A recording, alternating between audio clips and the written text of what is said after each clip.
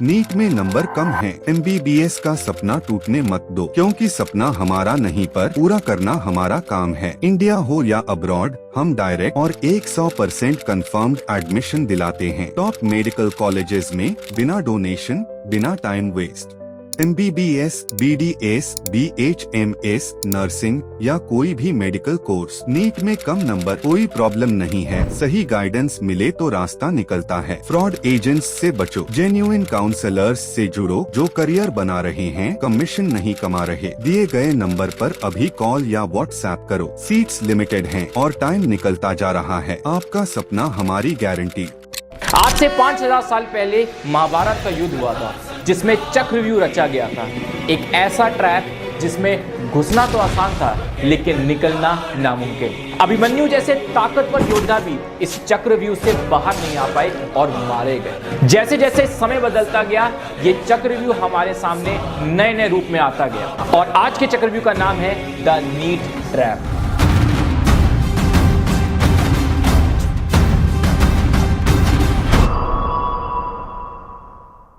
अगर आप एक नीट एस्पिरेंट हो या फिर फ्यूचर में नीट की तैयारी करने वाले हो तो ये वीडियो बहुत इंपॉर्टेंट है, because if you don't understand how the NEET trap works, आप बेटा इनफाइनाइट ड्रॉप्स लेते रहोगे। अब बात करते हैं सबसे पहले पॉइंट की कि इस नीट के ट्रैप में आप फंसते कैसे हो। ये नीट का एग्जाम आपको दिखाता है डॉक्टर की बढ़िया लाइफस्टाइल, अमीरी, नाम, शोहरत, पैसा। इन सबको देख के आपको लगता है यार अगर नीट क्रैक हो गया तो पक्का मेरी लाइफ सेट है, जिसके वजह से आपको मन करता है नीट की तैयारी करने का।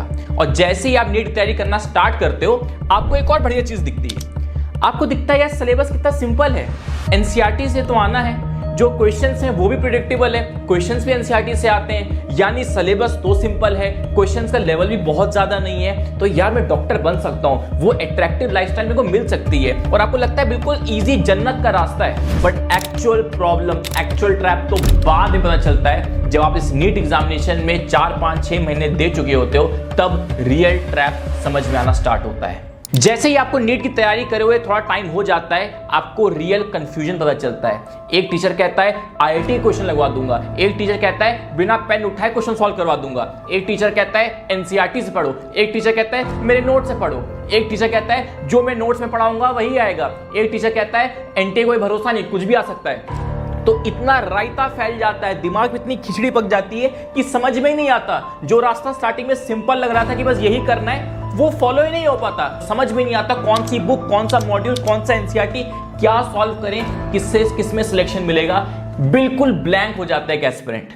और जैसे ही माइंड डिस्टर्ब होना स्टार्ट होता है, एंट्री हो जाती है डिस्ट्रैक्शंस की, जहां पे YouTube, Instagram, social media, motivation, ढेरों सारे सोशल मीडियाज आपका टाइम किल करना स्टार्ट कर देते हैं और आपको भी उन डिस्ट्रैक्शंस में मजा आने लगता है। थोड़ा रिग्रेट तो होता है पर आप कुछ कर नहीं सकते हो, बिकॉज जब पढ़ाई करने बैठते हो तब कुछ समझ में नहीं आता, पढ़ाई करते वक्त इरिटेशन होता है, फ्रस्ट्रेशन होता है, तो ना चाहते हुए भी आप इन सोशल मीडिया डिस्ट्रैक्शन के पास चले जाते हो और यहां पे अपना टाइम वेस्ट करते हो। और जैसे ही आप रियलाइज करते हो कि नीट में सिर्फ कुछ महीने ही बचे हैं और आपकी प्रिपरेशन एकदम घटिया हो चुकी है, बूम, एक और ट्रैप। नीट में तो अटेम्प्ट लिमिट ही नहीं है, आज डॉक्टर बनो कि 10 साल बाद बनो, क्या दिक्कत है, डॉक्टर टैग इंपॉर्टेंट है।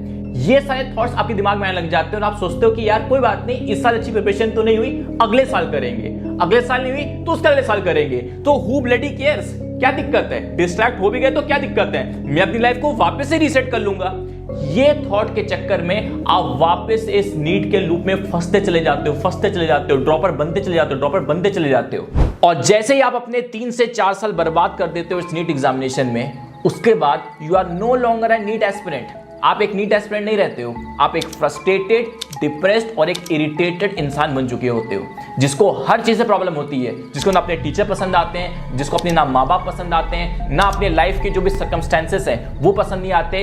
इन शॉर्ट, तुम्हें हर चीज में प्रॉब्लम नजर आती है, हर चीज तुमको इरिटेट करती है, तुम ओवर थिंक करते हो और लाइफ में तुम्हें कुछ अच्छा नहीं लगता है। लेकिन बूम, जहां आपका मन करता है कि नीट का एग्जामिनेशन छोड़ दें, आप स्टार्ट कर लेते हो नीट का मोटिवेशन देखना, वापस से वही डॉक्टर की लाइफ, वही डॉक्टर की अमीरी, फिर से वही थॉट कि अरे यार डॉक्टर तो कभी भी बन सकते हैं, अटेम्प्ट लिमिट थोड़ी है, अगले साल बेहतर होगा, अगले साल बेहतर होगा। इस फेक होप में आप चाह के भी इस नीट एग्जामिनेशन से निकल नहीं पाते हो और दोबारा से अपने 6, 7, 8, 9, 10 साल बर्बाद कर देते हो इस नीट एग्जामिनेशन के लिए। अब प्रॉब्लम्स तो आपको बहुत गिना ली, अब बात करते हैं इसके सोल्यूशन की। जो भी स्टूडेंट नीट की तैयारी कर रहा है उसको 3 बातों का हमेशा ध्यान रखना है। पहला, आप नीट की तैयारी कर रहे हो अपनी लाइफ को सुधारने के लिए, ना कि अपनी लाइफ को बर्बाद करने के लिए। दूसरा, बहुत सारे स्टूडेंट्स हैं जो नीट क्वालिफाई नहीं कर पाए लेकिन वो अपनी लाइफ बहुत अच्छी जी रहे हैं, पैसा है, कामयाबी है, इज्जत है, सब कुछ है, और वो सारे लोग नीट फेल भी किए हुए हैं। तीसरा, आप कोई ना कोई धर्म में तो मानते होंगे। अगर मैं आपसे कहूं कि आज से सारे रिलीजन, सारे धर्मों को फॉलो करना स्टार्ट कर दो, तो क्या पॉसिबल होगा?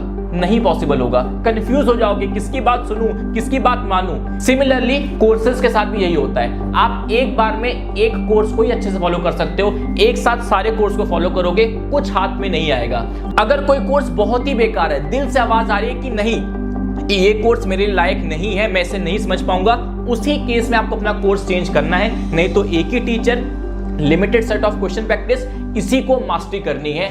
और अगर वीडियो यहां तक देख ली है और बुद्धि में कुछ घुसा है तो कमेंट कर देना, my life is greater than NEET examination. ये दिमाग में रख के ही नीट की तैयारी करना कि मेरी वजूद, मेरी लाइफ नीट एग्जामिनेशन से बहुत ऊपर है। मैं नीट का एग्जामिनेशन दे रहा हूं अपनी लाइफ को बेटर करने के लिए, लाइफ को तबाह करने के लिए नहीं।